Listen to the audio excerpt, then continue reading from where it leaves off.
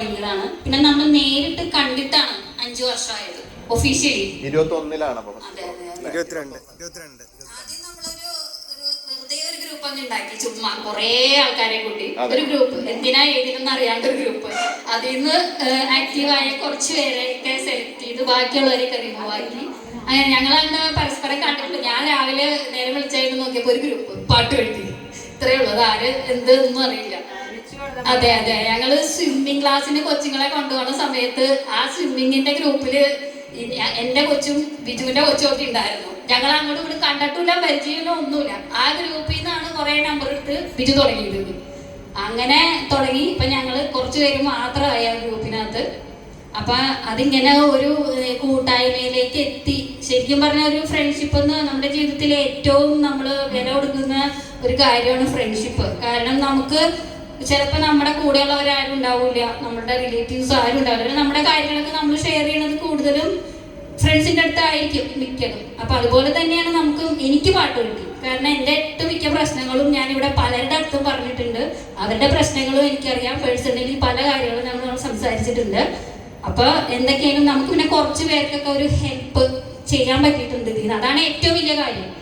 നമ്മളൊരു പാട്ട് പാടി ചുമ്മാ പോവാന്നുള്ളതല്ലാതെ നമ്മൾ അവരുടെ കാര്യങ്ങൾ അറിഞ്ഞ് നമുക്ക് ചെയ്യാൻ പറ്റിയിട്ടുണ്ട്. അതാണ് നമ്മുടെ ജീവിതത്തിലെ ഏറ്റവും വലിയ കാര്യം എന്ന് പറയുന്നത്. പിന്നെ ഇതുപോലെ അഡ്മിൻസ്, അത് ഓരോരുത്തരുടെ പേരൊന്നും ഞാൻ പറയുന്നില്ല, കാരണം എല്ലാവരും പല പല ബുദ്ധിമുട്ടുകളിലൂടെ പോകുന്ന ആൾക്കാരാണ്.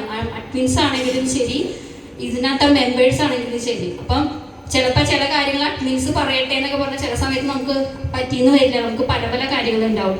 അപ്പൊ അതുകൊണ്ട് നമ്മൾ അഡ്മിൻസ് എന്ന് പറയുന്നത് ഒരു ഗ്രൂപ്പ് മാത്രമാണ്. പക്ഷെ നമ്മൾ പാട്ട് വെട്ടി നമ്മുടെ ഒരു ഫുൾ ഗ്രൂപ്പാണ്. അപ്പൊ നമ്മൾ അഡ്മിൻസ് അങ്ങനെ വ്യത്യാസമൊന്നുമില്ല. എല്ലാവർക്കും എല്ലാ സ്ഥാനങ്ങളും എന്നും ഉണ്ടാവും.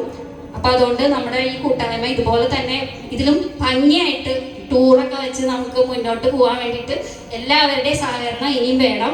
ഇപ്പൊ എന്തെങ്കിലുമൊക്കെ കാര്യങ്ങളൊക്കെ പറഞ്ഞു വെച്ചിട്ടുണ്ടെങ്കിൽ റെസ്പോൺസ് ചെയ്യണം. ഗ്രൂപ്പിൽ നിങ്ങൾക്ക് പറയാനുള്ളത് എന്താണെങ്കിലും പറഞ്ഞാൽ ഒരു കുഴപ്പമില്ല. നമുക്ക് അതിനൊന്നും ഒരു വിഷയമുള്ള കാര്യമില്ല. നമുക്ക് അതൊക്കെ റെഡിയാക്കിക്കൊണ്ട് പോകാം. അപ്പൊ എന്ത് വിഷയം ഉണ്ടെങ്കിലും പറയണം. പറയാതെ നമുക്കറിയില്ല. അങ്ങോട്ടും ഇങ്ങോട്ടും ഒന്നും വിളിച്ചു പറഞ്ഞിട്ട് കാര്യമില്ല. നമ്മൾ പറയണത് നമ്മൾ ആ ഗ്രൂപ്പിൽ തന്നെ പറഞ്ഞിട്ടുണ്ടെങ്കിൽ നമുക്ക് അതിന് പരിഹാരം അപ്പം തന്നെ ചെയ്ത് തരാൻ പറ്റും. അപ്പൊ അതുകൊണ്ട് എല്ലാവരും ഒന്ന് ആക്റ്റീവ് ആവാം. ഒരാൾ ആക്റ്റീവായി വന്നാൽ എല്ലാവരും വരും. എല്ലാവരും ഓരോരോ പരിപാടികളായിട്ട് പോയതുകൊണ്ടാണ്. പിന്നെ നമ്മുടെ ഈ ഗ്രൂപ്പിൽ ഒത്തിരി ആൾക്കാരുണ്ടായിരുന്നു. അത് ഓരോരോ കാരണങ്ങൾ കൊണ്ട് അവര് റിമൂവ് ആയി പോയി.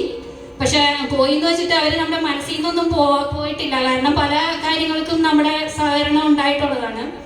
പിന്നെ എല്ലാം ഓരോരോ ചെറിയ തെറ്റിദ്ധാരണകളുടെ പേരിൽ പോയേക്കുന്നതാണ്. അപ്പൊ അവരത് മനസ്സിലാക്കിയിട്ട് തിരിച്ചു വരുമെന്ന് പ്രതീക്ഷിക്കാം. അപ്പോൾ എന്തൊക്കെയാണ് നമ്മുടെ ഈ കൂട്ടായ്മ നല്ല രീതിയിൽ മുന്നോട്ടേക്ക് പോകാൻ സർവീസ്